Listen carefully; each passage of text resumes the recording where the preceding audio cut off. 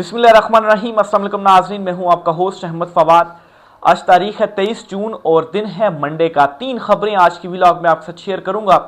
पहली बड़ी breaking news तो ये है कि मौजूदा चुनतखब रजीम के आहिस्ता आहिस्ता करके तमाम जो कार्ड्स हैं वो ख़त्म हो चुके हैं और एक आखिरी कार्ड था इनके पास अमेरिका की सपोर्ट के हवाले से, वो भी हासिल करने की भरपूर कोशिश की गई, शादियाने भी बजाए गए, लेकिन अमेरिका की जानिब से जो ईरान के ऊपर अटैक किया गया या जो हमला किया गया न्यूक्लियर साइट्स के ऊपर, जो कुछ दावे किए गए, इसके बाद जो सारी खुशियां थी इस रजीम की वो मांद पड़ गई हैं।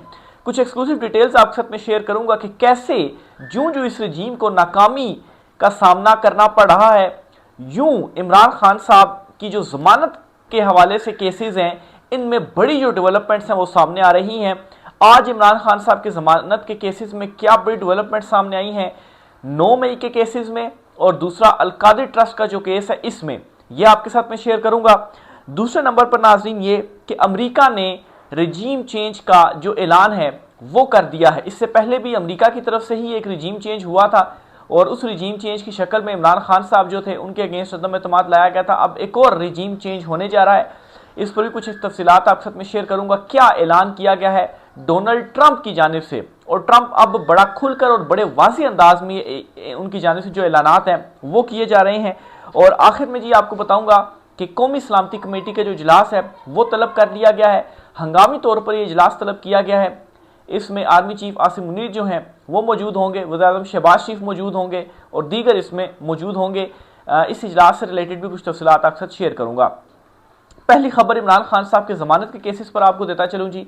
आज इमरान खान साहब के खिलाफ 9 मई के जो कुछ केसेस थे इनमें इमरान खान साहब की ज़मानत की दरखास्तों पर फैसला महफूज हो चुका है।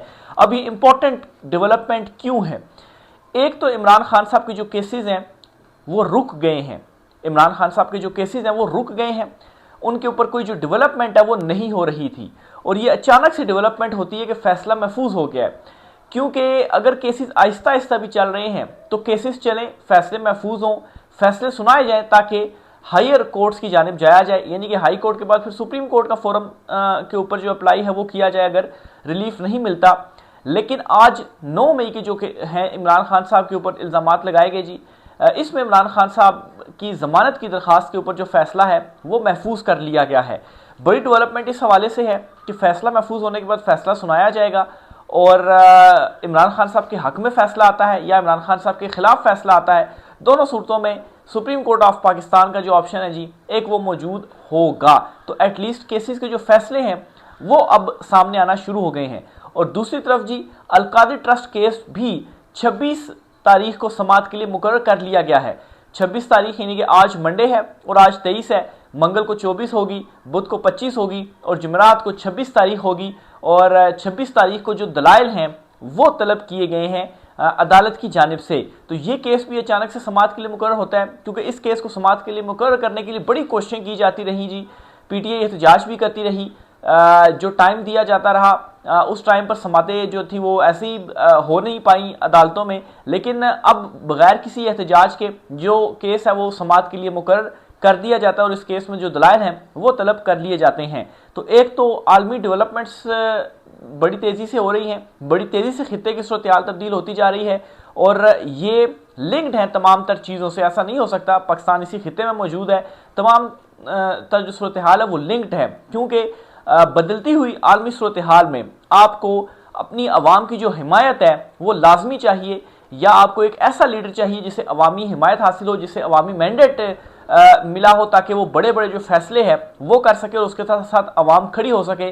नहीं तो आपने इस खित्ते में अगर कुछ बड़े फैसले किए तो उसमें अवाम आपके साथ अगर खड़ी नहीं हुई तो ये 20-25 साल पहले का पाकिस्तान नहीं है। अब टेक्नोलॉजी जो है वो आ गई है, अब चीज़ें बहुत तब्दील हो गई हैं। ये वो टीवी या अखबारात का टाइम नहीं है, ये सोशल मीडिया का दौर है, ये डिजिटल मीडिया का दौर है, जहाँ पर जो फैसले हैं पाकिस्तान तहरीक इंसाफ इतनी बड़ी जमात होकर डिजिटल मीडिया, सोशल मीडिया पर पब्लिक के प्रेशर के बाद तब्दील करने पर मजबूर हुई है वहाँ पर। और इस वक्त जो इमरान खान साहब फाइट लड़ रहे हैं, सारी की सारी जो फाइट है उसमें सोशल मीडिया का एक बहुत बड़ा किरदार है, क्योंकि इलेक्ट्रॉनिक मीडिया और प्रिंट मीडिया इनको तो इश्तिहारात देकर अपना जो प्रोपेगेंडा है वो बज़ाहिर किया जाता है। एक सोशल मीडिया है जहां पर जो पब्लिक की आवाज़ है वो आज़ाद है और वो आज़ादी से सपोर्ट कर रहे हैं इमरान खान साहब को। तो अब ये वो टाइम नहीं है कि जहां पर बंद कमरों में फैसले होंगे और आप पब्लिक के ऊपर मुसलत करेंगे और कामयाबी से प्रोपेगेंडा करके अपना बयानिया हासिल कर लेंगे। अब वो चीज़ नहीं होगी। अब 90-95% अवाम इमरान खान साहब के साथ हैं और ऊपर से आपको आलमी हिमायत भी नहीं मिल रही। अमेरिका की जो एक सपोर्ट आप चाहते थे, इस पर ख्वाजा साद रफीक ने बड़ी मानीखेज ट्वीट भी की थी और कहा था कि जो चारा आप डाल रहे हैं आपको जो है वो दुलत्ती वो बैल ज़रूर मारेगा, यानी कि यहाँ पर बैल से तशबीह दी गई थी ट्रंप को। और आप चूंकि ट्रंप को जो चारा डाल रहे हैं तो आपको जो ट्रंप है वो लाते भी मारेगा।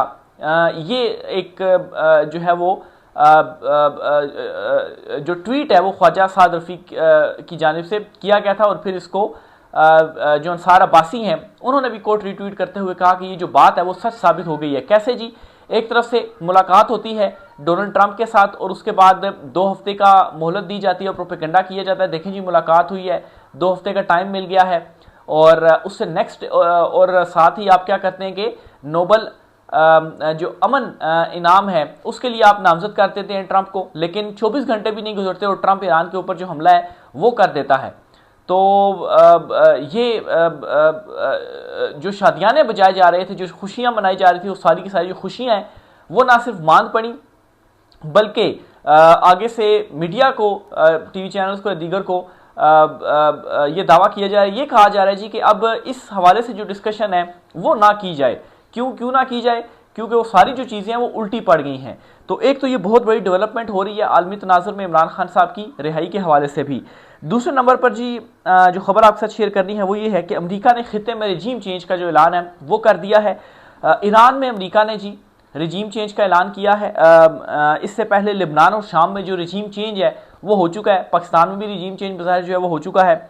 डोनाल्ड ट्रंप की जानिब से एक ट्वीट किया गया और उस ट्वीट में वो कहते हैं कि मेक ईरान ग्रेट अगेन, यानी कि हमने दोबारा ईरान को ग्रेट बनाना है, अजीम बनाना है और यहाँ पर जो रजीम चेंज है वो करना है। इसराइल के 2 मुतालबे थे जी। एक मुतालबा तो ये था जी कि रजीम चेंज किया जाए और दूसरा ये था जी कि आप गैर मशरूत तौर पर जो सरेंडर है वो कर दें।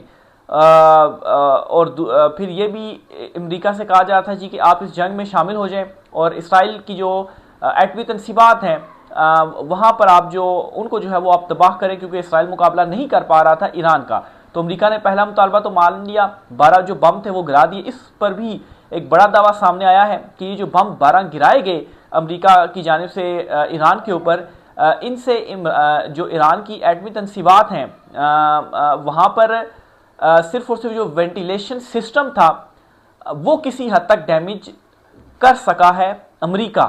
तो ये कोई कामयाब नहीं बल्कि बड़ा एक नाकाम जो एक ऑपरेशन था वो किया गया कि आप सिर्फ और सिर्फ जो वेंटिलेशन सिस्टम था, ज़ाहिर सी बात है ज़ेरे ज़मीन ये जो सारी तजर्बे हैं या जो एटमी तनसीबात वगैरह सारी वो बनाई जा रही हैं, तो ज़ेरे ज़मीन है ये और उसकी वजह से वेंटिलेशन सिस्टम लाजिम होता है कि आप बाहर कोई वेंटिलेशन सिस्टम रखें। तो वहाँ का जो नीचे तक तो आप नहीं पहुँच पाए आपके बम, या आपने गिराए तो नीचे तक डैमेज नहीं हो सका। तो जो वेंटिलेशन सिस्टम था उसे टारगेट किया गया था और वेंटिलेशन सिस्टम को डैमेज किया गया है। वो चंद दिनों के अंदर दोबारा से ईरान की जानिब से बना दिया जाएगा और दोबारा से अपना जो काम है वो शुरू कर दिया जाएगा। आप सिर्फ ये कह सकते हैं कि हाँ कुछ दिन काम स्लो कर दिया गया, लेकिन इस तरह से भी जहाँ तक स्लो करने की बात है तो वो इसमें भी नाकामी होगी। क्यों? क्योंकि जैसे ये दोबारा से बिल्डअप करेंगे तो काम पहले से डबल ट्रिपल स्पीड से जो है वो शुरू कर दिया जाएगा, क्योंकि दूसरी तरफ जो जंग है वो लगी हुई है और सबको पता है कि निशाना जो है वो बनाया जा रहा है, इसलिए काम को ज़रा स्पीड अप कर दिया जाए। तो इसमें भी बड़ी जो नाकामी है जी वो हुई है। तो अमेरिका ने जी अब जो ऐलान किया जी कि हम ईरान के अंदर जो रिजीम चेंज है वो करेंगे।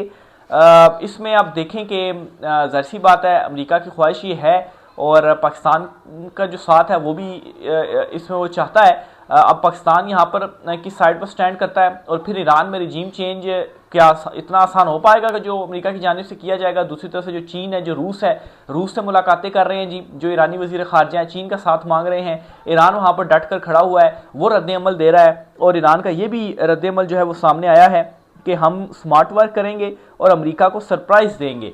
अमेरिका सदर ट्रंप जो है वो कहते हैं जी कि अगर कोई जवाब दिया गया तो हम इससे भी मज़ीद सख्त कार्रवाई करेंगे।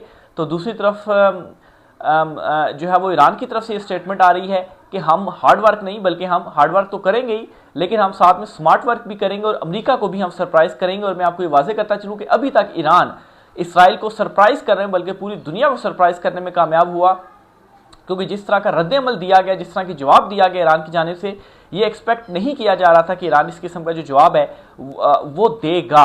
और इस पर जी फिर मदद जो थी वो इसराइल को मांगनी पड़ी अमेरिका की, और मुसलसल जो है वो कहा जा रहा है जी कि आप जो है वो सरेंडर कर रहे हैं, लेकिन ईरान जो है वो खड़ा हुआ, वो सरेंडर नहीं कर रहा और जो फाइट है वो कर रहा है।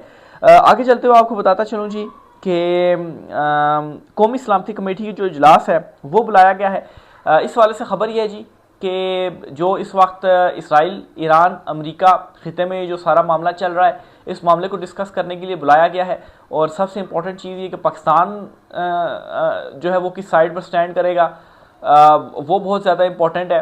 ख्वाहिश तो है ये अमेरिका की कि चीन से जो दूरियां हैं वो की जाएं, लेकिन ये मुमकिन है कि चीन से हम जो दूरियां हैं वो कर लें, हमारे तो उनके साथ भी ताल्लुकात हैं। कहा जा वैसे ही नहीं अपनी तकरीरों में ये कहते जी कि शहद से मीठी और समंदर से गहरी हमारी दोस्ती है। तो क्या ये शहद से मीठी और समंदर से गहरी दोस्ती ये इतनी ही है कि अमेरिका के कहने के ऊपर आप चीन से जो है वो पीछे हो जाएंगे? फिर इस वक्त सूरत हाल ये है कि जो नए ब्लॉक्स की तरफ आलमी जो सत्ता के ऊपर तब्दीलियाँ हो रही हैं, चीन और रूस और ईरान, ये सब जहाँ पर एक साइड पर हो रहे हैं, तो दूसरी तरफ जो अमेरिका है, इसराइल, इवन के अमेरिका से जो यूरोप है वो आमने सामने खड़े हुए हैं। रूस और जो यूक्रेन वाला मामला है, तो वहाँ से अमेरिका अकेला हो रहा है, और यहाँ पर जो रूस और चीन वगैरह हैं वो इकट्ठे आ रहे हैं। अमेरिका की मजबूरी ये है कि वो रूस और चीन को करीब नहीं आने दे सकता, क्योंकि अगर वो करीब आ जाते हैं तो फिर इस तरह से वो जो इस वक्त सुपर पावर बना हुआ, उसकी सुपर पावर उसके हाथ से निकल जाएगी।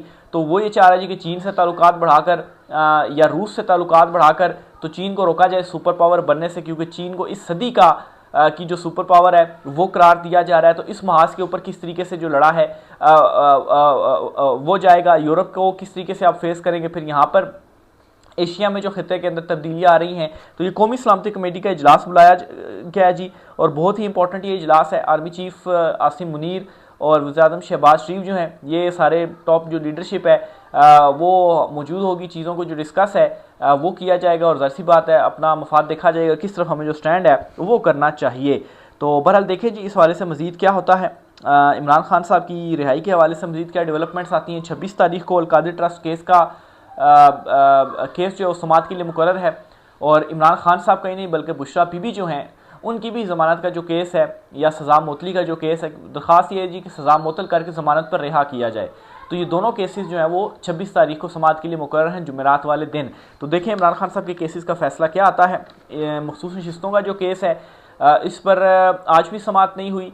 जस्टिस जमाल खान मंदोखेल जो हैं उनकी वालदा जो है वो इंतकाल कर गई थी, जिसकी वजह से वो बेंच का हिस्सा नहीं बन सके। कल भी वो नहीं होंगे। गालबन बुध या जुमेरात वाले दिन अगर वो आते हैं, या जुमेरात को मोस्ट प्रोबेबली वो आते हैं, तो बेंच दोबारा बनेगा और उसके बाद दोबारा मखसूस नशिस्तों केस की जो समाअत है वो होगी। तो देखें उसका क्या फ़ैसला सामने आता है। मज़ीद जो भी डिटेल्स होंगी आपसे शेयर करते रहेंगे। राय का साथ कीजिएगा। आज के व्लॉग से इतना ही, इजाज़त दीजिए। अल्लाह हाफ़िज़।